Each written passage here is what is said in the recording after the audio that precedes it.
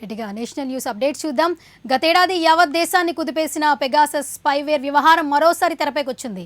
ఈ స్పైవేర్ను భారత్ 2017లోనే ఇజ్రాయెల్ నుంచి కొనుగోలు చేసినట్లు న్యూయార్క్ టైమ్స్ సంచలన కథనం వెల్లడించింది. ఓ రక్షణ ఒప్పందంలో భాగంగా క్షిపణులతో పాటు పెగాసస్ కూడా డీల్ కుదుర్చుకున్నట్లు తెలిపింది. పెగాసస్ తయారీ సంస్థ ఎస్ఎస్వితో తమకు ఎలాంటి లావాదేవీలు జరగలేదని కేంద్రం చెప్పిన నేపథ్యంలో న్యూయార్క్ టైమ్స్ కథనం చర్చనీయాంశంగా మారింది.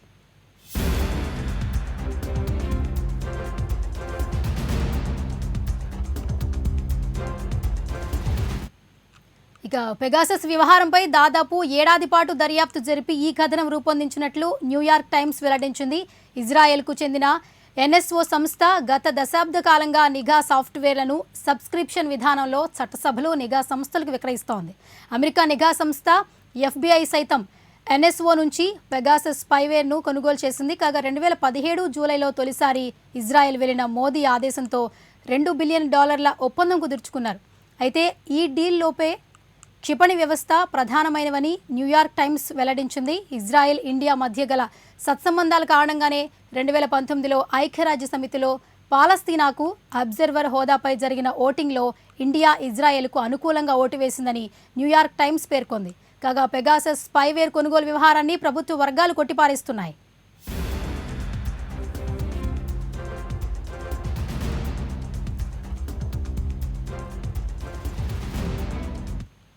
ఇక ఇజ్రాయెల్కు చెందిన ఎన్ఎస్ఓ గ్రూప్ రూపొందించిన ఈ స్పైవేర్ను వినియోగించుకుని కొన్ని దేశాలు రాజకీయ ప్రముఖులు, జర్నలిస్టులు, మానవ హక్కుల కార్యకర్తలపై నిఘా పెట్టినట్లు గతేడాది జూలైలో అంతర్జాతీయ మీడియా కథనాలు వెలువడ్డాయి. కాంగ్రెస్ అగ్రనేత రాహుల్ గాంధీ సహా పలువురు రాజకీయ నాయకులు, సుప్రీంకోర్టు మాజీ న్యాయమూర్తి ఇలా దేశంలో దాదాపు 300 మంది ఫోన్లను పెగాసస్తో హ్యాక్ చేసినట్లు అప్పట్లో ది వైర్ కథనం వెల్లడించింది. ఇది తీవ్ర వివాదం రేపడంతో పెగాసస్ వ్యవహారం పార్లమెంటును కుదిపేసింది. దీనిపై సమాధానం ఇవ్వాలంటూ ప్రతిపక్షాలు పట్టుబడ్డాయి. అయితే ఈ ఆరోపణలను కేంద్రం ఎప్పటికప్పుడు తోసిపుచ్చింది. ఆ వార్తలు నిజం కాదని తెలిపింది. ఈ వివాదం సుప్రీంకోర్టుకు చేరగా పెగాసస్ను వినియోగించారా లేదా అన్న దానిపై విచారణ జరిపేందుకు సుప్రీంకోర్టు 3 సభ్యులతో స్వతంత్ర కమిటీని ఏర్పాటు చేసింది.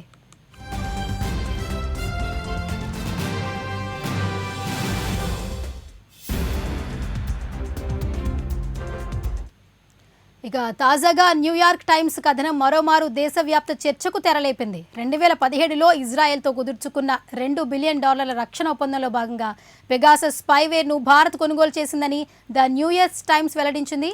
అయితే కాగా పెగాసస్ కొనుగోలుపై ప్రతిపక్ష నేత రాహుల్ గాంధీ ఘాటుగా స్పందించారు. ప్రజాస్వామ్యంలోని సంస్థలు, నాయకులు, ప్రజలపై నిఘా పెట్టడానికి మోదీ ప్రభుత్వం పెగాసస్ని కొనుగోలు చేసిందని, ఫోన్ ట్యాపింగ్తో పాలకపక్షం, ప్రతిపక్షం, సైన్యం, న్యాయ వ్యవస్థ ఇలా అందరినీ టార్గెట్ చేస్తోందని విమర్శించారు. మోదీ ప్రభుత్వం దేశ ద్రోహానికి పాల్పడుతుందని విమర్శిస్తున్నారు. కాంగ్రెస్ సీనియర్ నాయకులు మల్లికార్జున్ ఖర్గే సైతం మోదీ ప్రభుత్వంపై మండిపడ్డారు. మోదీ సర్కార్ దేశ ప్రజలకు వ్యతిరేకంగా యుద్ధ ఆయుధాలను వినియోగిస్తోందని, అక్రమంగా స్పైవేర్ వినియోగించి ద్రోహానికి పాల్పడుతోందని విమర్శించారు.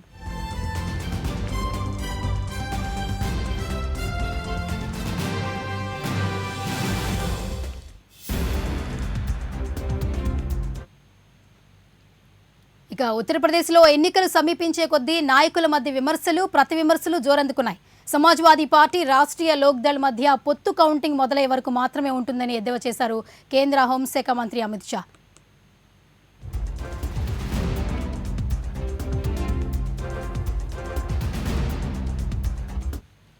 ఇక ముజఫర్ నగర్ ఎన్నికల ప్రచార సభలో అమిత్ షా మాట్లాడుతూ ఒకవేళ రాష్ట్రంలో సమాజ్వాదీ పార్టీ అధికారంలోకి వస్తే అజాం ఖాన్ కేబినెట్ మంత్రి అవుతారని, అయితే ఆర్ఎల్డీ ప్రెసిడెంట్ జయంత్ చౌదరికి మొండి చేయి చూపుతారని అమిత్ షా హెచ్చరించారు. శుక్రవారం మీడియా సమావేశంలో అఖిలేష్ యాదవ్, జయంత్ చౌదరి మాట్లాడుతూ తామిద్దరం కలిసి పనిచేస్తున్నామని తెలిపారు.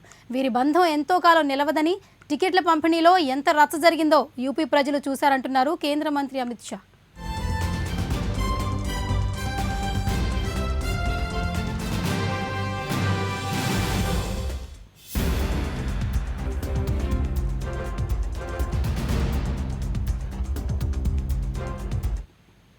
ఇక యూపీలో జాట్ కులస్తులకు గాలం వేస్తున్నారు అమిత్ షా.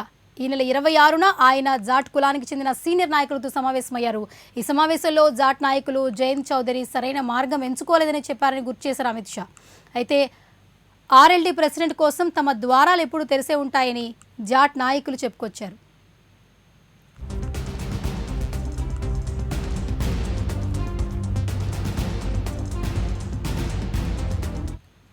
ఇక ముజఫర్ నగర్లో అమిత్ షా ఓటర్లను ఉద్దేశించి ప్రసంగిస్తూ ముఖ్యమంత్రి ఆదిత్యనాథ్ నాయకత్వంలో రాష్ట్రంలో మాఫియాను తుడిచిపెట్టేశారని అభివృద్ధి వైపు దృష్టి సారించారని అన్నారు. ఒకవేళ యూపీలో సమాజ్వాదీ పార్టీ, బహుజన్ సమాజ్ పార్టీలు అధికారం చేపడితే తిరిగి మత రాజకీయాలు, కుల రాజకీయాలు, మాఫియా రాజ్యమేలుతుందని హెచ్చరించారు. బీజేపీకి ఓటు వేస్తే ఉత్తరప్రదేశ్ను దేశంలోనే నెంబర్ 1 రాష్ట్రంగా తీర్చిదిద్దామంటున్నారు అమిత్ షా.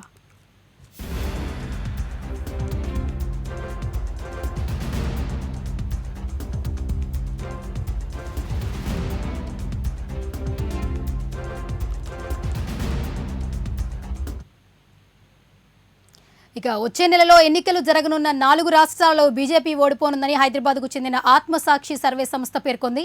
ఈ నెల 24 తేదీన ఫ్రీ పోల్ సర్వే వివరాలను వెల్లడించింది. ఈ ప్రీ పోల్ సర్వే ప్రకారం ఉత్తరప్రదేశ్లోని సమాజ్వాదీ పార్టీ ఆధిక్యంలో ఉండగా మిగిలిన 3 రాష్ట్రాలు కాంగ్రెస్ ఆధిక్యంలో ఉన్నాయి.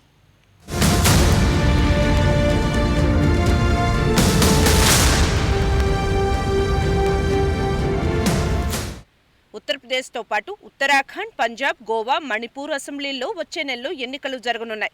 యూపీలో బీజేపీ, సమాజ్వాదీ పార్టీ హోరాహోరీగా తలపడుతున్నాయి. ఇక పంజాబ్లో ఆమ్ ఆద్మీ పార్టీ గట్టి పోటీ ఇస్తోంది. అయితే ఈసారి బీజేపీకి గట్టి ఎదురుదెబ్బ తగలవచ్చని ఆత్మసాక్షి సర్వే వెల్లడించింది.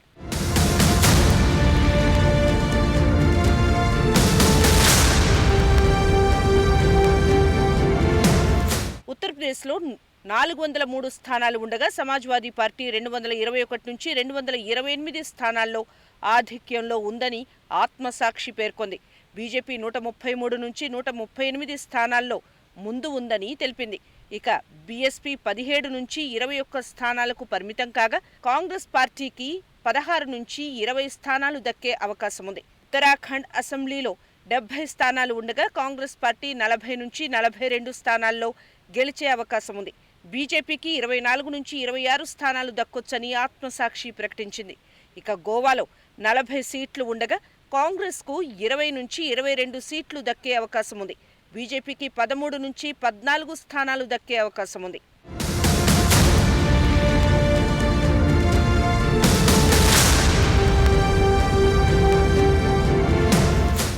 ఇక పంజాబ్లో అధికారంలో ఉన్న కాంగ్రెస్ పార్టీ మళ్లీ అధికారాన్ని దక్కించుకోవచ్చని ఆత్మసాక్షి పేర్కొంది.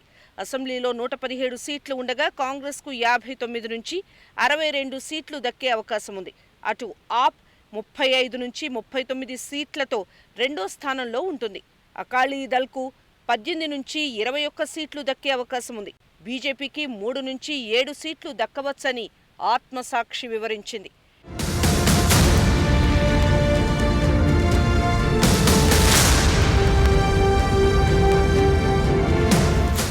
అయితే ఆత్మసాక్షి సర్వేలు కరెక్ట్ అవుతాయని గత ఫలితాలు రుజువు చేశాయి. కానీ 5 రాష్ట్రాల అసెంబ్లీ ఎన్నికల్లో బీజేపీకి తిరుగులేదని India Today C voter mood of the nation survey తెలిపింది.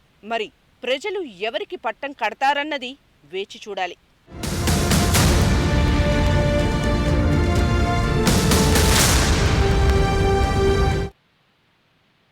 పంజాబ్ కాంగ్రెస్ పీసీసీ అధ్యక్షుడు నవజోత్ సింగ్ సిద్ధు చిక్కుల్లో పడ్డారు. తాజాగా ఆయనపై ఎన్ఆర్ఐ సోదరి సుమన్ తీవ్ర స్థాయిలో విమర్శలు గుప్పించారు. సిద్ధు తన తల్లిని పట్టించుకోకపోవడంతో అనాథగా చనిపోయారని ఆవేదన వ్యక్తం చేశారు. 1986లో తన తండ్రి చనిపోయిన వెంటనే తనను తన తల్లిని సిద్ధు ఇంటి నుంచి వెళ్లగొట్టాడని సిద్ధు సోదరి సుమన్ ఆరోపించారు.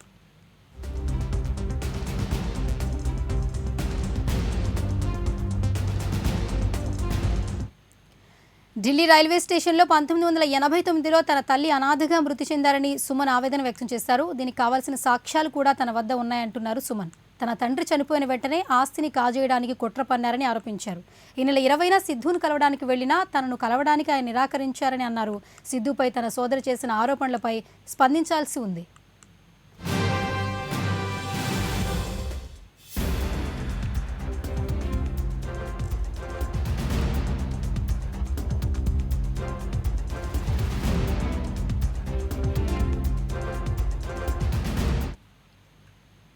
వివాదాస్పద వ్యాఖ్యలతో మాజీ ఉపరాష్ట్రపతి హమీద్ అన్సారీ మరోసారి వార్తలోకెక్కారు.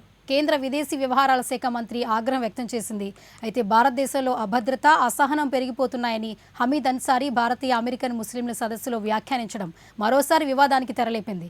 దీనిపై ఘాటుగా స్పందించిన కేంద్ర విదేశీ వ్యవహారాల శాఖ అన్సారీతో పాటు ఇతర అమెరికా చట్టసభల ప్రతినిధులు పక్షపాత ధోరణితో ఈ ఆరోపణలు చేశారని వ్యాఖ్యానించింది.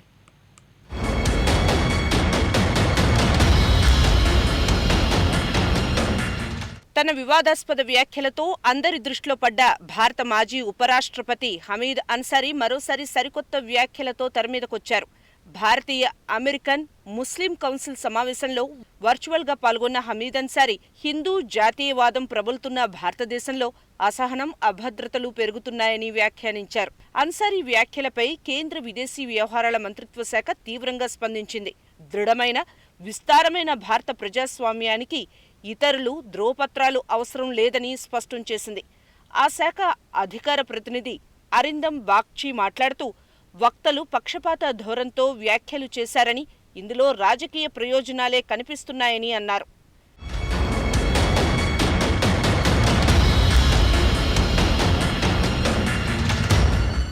అన్సారీ వ్యాఖ్యలపై స్పందిస్తూ ఆయన వ్యాఖ్యలు తప్పు, మైనార్టీలకు భారతదేశం కంటే సుస్థిరమైనది మరో దేశం లేదని కేంద్ర న్యాయశాఖ మంత్రి కిరణ్ రిజిజు వ్యాఖ్యానించారు. పక్కనే ఉన్న దేశాల మైనార్టీలు కూడా రక్షణ కోరి భారత్లోకి వస్తున్నారని ఆయన ట్వీట్ చేశారు.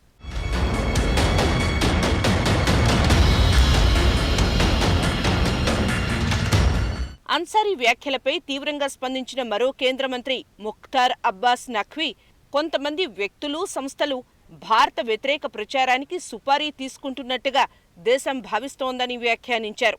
హమీద్ అన్సారీ తుక్డే తుక్డే గ్యాంగ్ మద్దతుదారుల్లా మాట్లాడుతున్నారని మధ్యప్రదేశ్ హోంమంత్రి నరోత్తమ్ మిశ్రా విమర్శించారు. మొత్తానికి మాజీ ఉపరాష్ట్రపతి పదవీ విరమణ చేసిన నాటి నుంచి మైనారిటీ అంశాలను లేవనెత్తుతూ వ్యాఖ్యలు చేయడం వివాదాస్పదంగా మారుతోంది.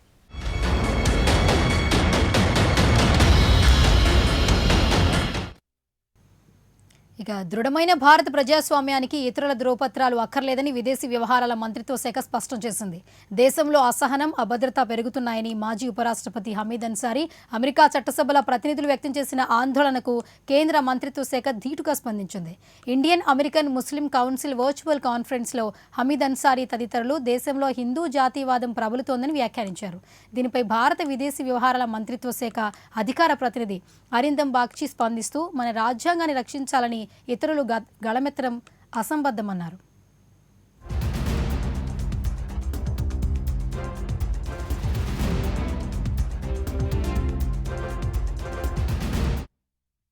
కేంద్ర న్యాయశాఖ మంత్రి కిరణ్ రిజిజు సైతం హమీద్ అన్సారీ అభిప్రాయాన్ని తప్పుపట్టారు.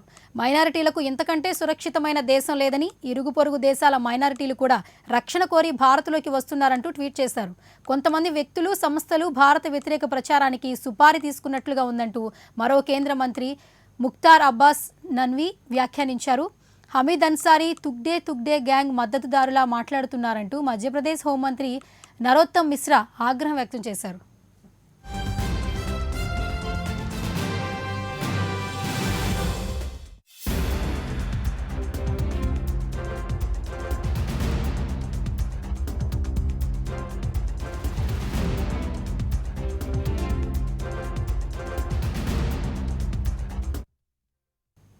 భారత్లో కరోనా ఉధృతంగానే వ్యాపిస్తోంది. 24 గంటల వ్యవధిలో 2,35,532 కేసులు నమోదయ్యాయి. అయితే క్రితం రోజుతో పోలిస్తే ఈ సంఖ్య కాస్త తక్కువే. వైరస్తో మరో 871 మంది మరణించారు. 3,25,939 మంది కోలుకున్నారు. దేశంలో రోజువారీ పాజిటివిటీ రేటు 13.39% ఉన్నట్లు కేంద్ర ఆరోగ్య శాఖ వెల్లడించింది.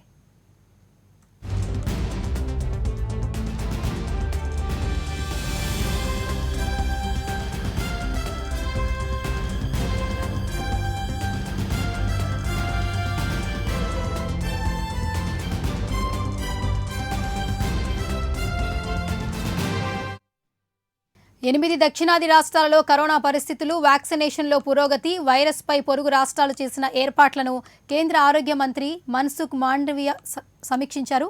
ఈ సందర్భంగా కరోనా కట్టడికి పరీక్షల నిర్వహణ, ట్రేసింగ్, చికిత్స, కోవిడ్ నిబంధనలు పాటించడం, వ్యాక్సినేషన్ ప్రక్రియలపై 5 అంచెల వ్యూహాన్ని కఠినంగా అమలు చేయాలని ఆయా రాష్ట్రాలకు సూచించారు. కేంద్ర రాష్ట్రాల పరస్పర అవగాహన, సమన్వయంతో దేశంలో వ్యాక్సినేషన్ విజయవంతంగా సాగుతోందంటున్నారు మన్సుఖ్ మాండవీయ.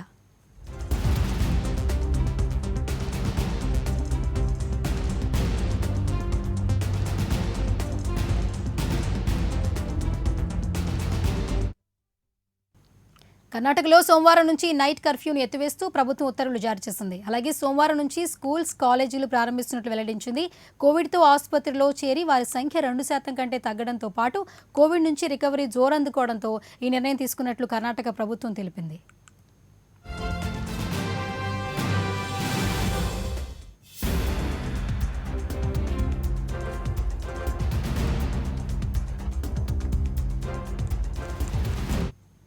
అయితే స్కూళ్లు, కాలేజీలు కోవిడ్ నిబంధనలు ఖచ్చితంగా పాటించేలా ఆదేశాలు జారీ చేసినట్లు కర్ణాటక విద్యాశాఖ మంత్రి బీసీ నగేష్ చెప్పారు. సవరించిన గైడ్లైన్స్ ప్రకారం ప్రభుత్వ కార్యాలయాన్ని పూర్తి సామర్థ్యంతో పనిచేస్తాయని స్పష్టం చేస్తోంది. అలాగే హోటల్స్, రెస్టారెంట్స్, క్లబ్స్, పబ్స్, అలాగే బార్లు పూర్తి సామర్థ్యంతో నిర్వహించుకోవడానికి అనుమతిస్తున్నట్లు ప్రభుత్వ ఉన్నతాధికారి తెలియజేశారు.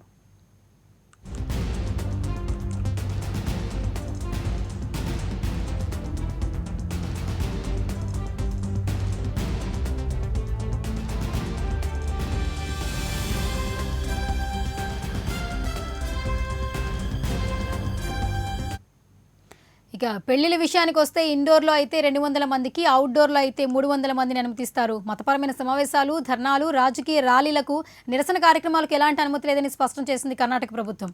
ప్రైవేట్ ఆసుపత్రుల్లో 25% బెడ్లు కోవిడ్ పేషెంట్లు కేటాయించాలని నిబంధనలు జారీ చేసినట్లు ప్రభుత్వ ఉన్నతాధికారి తెలియజేశారు.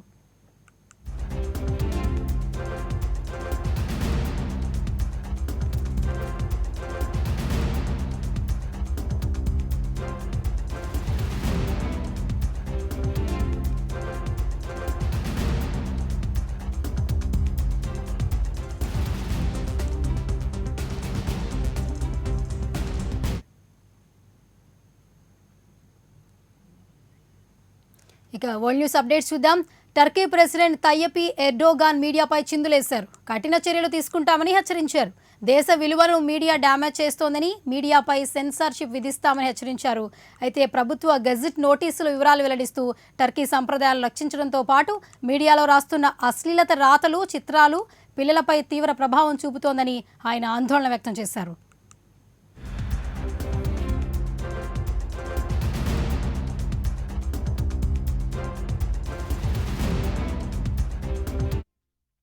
ఇక టర్కీ అధ్యక్షుడు ఎర్డోగాన్ గత 20 సంవత్సరాల నుంచి అధికారాన్ని చెలాయిస్తున్నారు.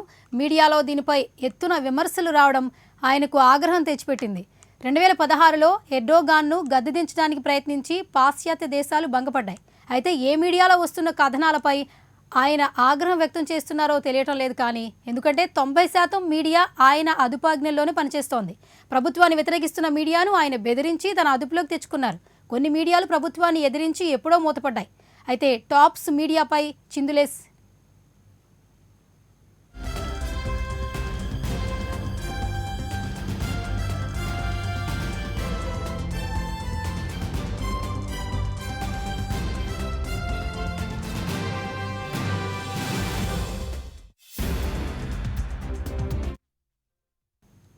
ఇక బాగ్దాద్ ఇంటర్నేషనల్ ఎయిర్పోర్టుపై రాకెట్ దాడులు జరిగాయి. ఈ దాడిలో 2 ప్యాసింజర్ విమానాలు ధ్వంసమయ్యాయి. అంతర్జాతీయంగా ఇరాన్ను ఏకాకి చేసే కుట్రలో భాగంగా ఈ రాకెట్ దాడులు జరిపారని ఇరాక్ అధికారులు చెప్పారు. ఇప్పుడిప్పుడే అంతర్జాతీయ రూట్లతో పాటు ప్రాంతీయ రూట్లలో విమానాలు నడుపుతున్నామని, తాజా రాకెట్ దాడులతో అంతర్జాతీయంగా ఇరాక్ అత్యంత ప్రమాదకరమైన దేశంగా ప్రపంచానికి తెలియజేసే కుట్ర కనిపిస్తోందని ఇరాక్ ప్రధానమంత్రి ముస్తఫా అల్ కధామి తెలిపారు. ఇక అన్ని రాజకీయ పార్టీలు కలిసికట్టుగా రాకెట్ దాడులను ఖండించాలని ఇరాక్ ప్రధాని పిలుపునిచ్చారు. రాజకీయ పార్టీలు మౌనం వహిస్తే నేరస్తులకు రాజకీయ పార్టీలు ఆశ్రయం ఇచ్చినట్లు ప్రపంచ దేశాలు భావిస్తాయని ముస్తఫా అభిప్రాయపడ్డారు.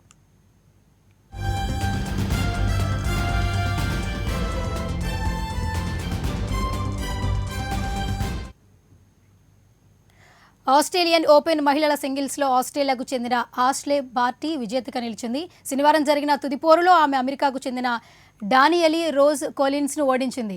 6-3, 7-6 పాయింట్లతో వరుస సెట్లలో విజయం సాధించింది. రెండో సెట్లో ఓ దశలో 1-5తో వెనుకబడిన బార్టీ గొప్పగా పుంజుకుంది. కొలిన్స్ చేసిన అనవసర తప్పిదాలను సద్వినియోగం చేసుకుంది బార్టీ. వరుసగా 2 బ్రేక్ పాయింట్లు సాధించి పోటీలోకి వచ్చింది. దీంతో తన కెరీర్లో తొలిసారిగా ఆస్ట్రేలియన్ ఓపెన్ టైటిల్ సాధించింది.